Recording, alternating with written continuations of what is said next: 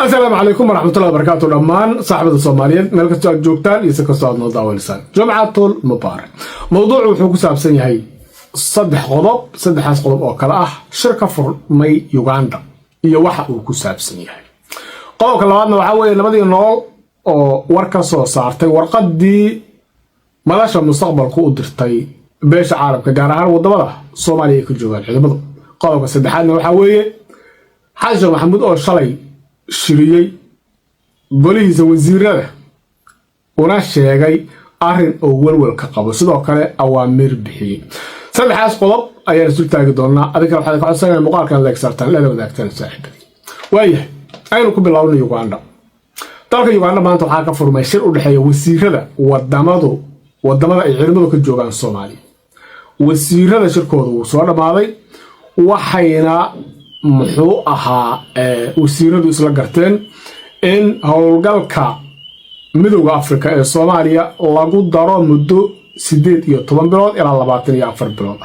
sidoo kale adduunyada waxay ka codsadeen qaaraanka in la bixiyo oo ciidamadaas muxuu ahaatay la taakuleeyo muddada soo socota ee 18 bilood ama 24 bilood dabcan waa NGO-yo oo iyagu waa niman lacag doonaya meeshana 20 sano dhaqaale ku qabay hase yeeshee kulankaas waxa xiga isaguna kulan u dhaxeeya madaxweynayaasha wadamada ciidamada ka joogan Soomaaliya iyo madaxweynaha Soomaaliya ninka hadda sheegtay Xasan Maxamed Cali kulankaas isaguna waxa weeye isla maanta ayuu dhacayaa dabcan xaalkuna wuxuu u egyahay in adduunyadu xilligan ay ka soo horjeesatay ama ay doonayso inay faraha ka qaado arrimaha dhaqaale ku bixinta ciidamada midowga Afrika dalka Soomaaliya waxa ciidamada midowga Afrika la soo galiyay sanadkii 2006 iyo 2026 waa imisa 20 sanadood baa muxuu ahaatay dhaqaale lagu bixinayay wax horumar ah oo ka soo kordhayna ma jiraan marka adduunyadu way ku daashay Xasan Maxamuud waxa weeye dalka meesha la rabo inuu ciidamo u diyaariyo ciidamadaas kala wareega muxuu ahaatay amniga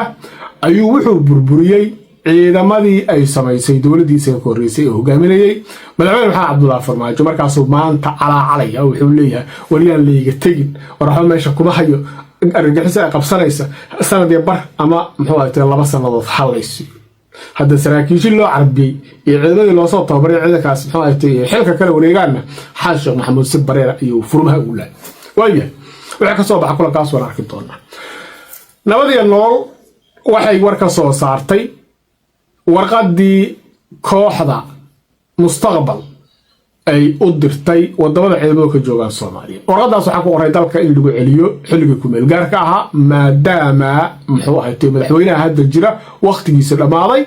oo ku guuldareysay dalka inuu ka qabto doorasho la isku raacsiyo arrinkaasi dabcan dad badan Soomaaliyeed ayaa ka hadlay wuxuuna ahaa arrin khalad ah nabadii nool waxa uu hadlay wasiirkii hore ee arrimaha dibadda Maxamed Cabdirasaaq wuxuuna sheegay in arrinkaas totally ay ka soo horjeedo nabad iyo nolol oo hogaamiye madaxweyne maxamed cabdullaahi farmaajo wuxuu sheegay in aan la aqbali karin in xilligan dalka dib loogu celiyo xilligii ku meel gaarka ah wuxuu sheegay in taas bedelkeeda loo baahan yahay in wada hadallada u dhaxeeya mucaaradka iyo dawladda federaalku ay sii socdaan si ugu dambeyn looga heshiiyo waxyaabaha la isku hayo dabcan waxay la tahay qofka mucaaradka ah musharaxa madaxweyne ah ujeedadiisu waxa weeye inuu bedelo ninka meesha fadhiya mar haddaad marka doonayso madaxweynaha kursiga ku fadhiya inaad bedesho waxa fiican inaad maantaba u dhaqanto sida madaxweyne kursiga ku fadhiya cadkaanu ku cunay ama ku ciideeye waa cadawnimo waa xaasidnimo laga yaabay nimankaas in quuso arrinkaasi uu geeyay sababtoo ah waxa jira wax la yiraahdo sharciga islaamka dhannul yaqiin waxa weeye waa marihii dhabta ahaa Soomaali ahaan dhannul yaqiin bay ka joogaan xaga madaxtinimadooda way quusteen inay dalka inta Xasan Maxamuud ka bedelaan hogaamiyaan ba 99% waxaan suurtagal ahayn oo ah way quusteen dhannul yaqiin bay joogaan inaysan madax noqonayn ama aysan muxuu ahaatay madaxweynaha dalka noqon karin ba dabcan soo baxday markaas waxay leeyihiin wixii anagu aan helaynaa maya haba la daadiyo ha daateen waxa weeye waa xaasidnimo waxa la doonayaa dalka haddaad u sharaxan tahay in aad jeclaato dal qoorta saas kor ugu taagaya awood leh adduunka qaab laba dowladood oo siban ah ula macaamili kara inaad la wareegto dal local ah dusha sare waxa weeye reer galbeed ka xukumaan wax loo yeeriyo inaad la wareegto adigana wax ku tari mayso dalkaageeda dadkaaga wax ku tari mayso marka waxaan leeyahay nimanyahow arrinkaada waa ku ceeboodeen aniga aragtida ugu dhow waxay la tahay inaad raaligelin ka bixisaan ummadda soomaaliyeedna aad ka raaligelisaan dulinimadii aad muxuu ahayd dalka soomaaliya la doontay waayahay intaas aan uga gudba labadaas qodob ee hore qodobka noo dhiman mataqaan xasan maxamuud ayaa shalay golaha wasiirada shiriyey golaha wasiirada xasan wuxuu ku amray in wasiir kasta ee haysta baasaboor kenyaati ah uu iska celiyo madaxweynuhu xog kale ayuu siiyey wuxuu sheegay in dowladda Kenya ay muxuu ahayd ku xadgudubtay madaxbannaanida Soomaaliya ixtiraamna aysan u haynin dhowr wasiir ay soo celisay dad kale oo fiisayaal dalbada ay ku adkaysay oo tiri muxuu ahayd blacklist aad noogu jirtaan horaan idinku sheego gabar isagoo dhalaa kamid ah fiisayaasha dalbaday magaceeda markii la arkay ayaan istalaab la saaray oo leeyahay adiga blacklist aad ku jirtaa mana ku siinayna visa marka caradaas awgeed ayuu wasiirada kula dhacay wuxuuna yiri dadka haysta muxuu ahayd baasaboorada dalka Kenya waxaan rabnaa inay degdeg u celiyaan intaa waxa uu ku daray madaxweynuhu in Kenya iyo Mareykanka oo wada socda ay bilaabeen inay baaritaan ku sameeyaan hantida Soomaalida ee taala Kenya laakiin warka sida uu dhigay ma ahan waxa weeye dowladda Mareykanka iyo Kenya waxay daba joogaan lacagihii la musuqmaasuqay ee adduunyadu ay bixisay guriyana looga dhistay dalka Kenya rag badan oo wasiir ah iyo agaasimayaal iyo meelo ka sii hooseysa ayaa apartment isku yeeshay dalka Kenya dhaqaalahaas ayaa hadda waxa bilowday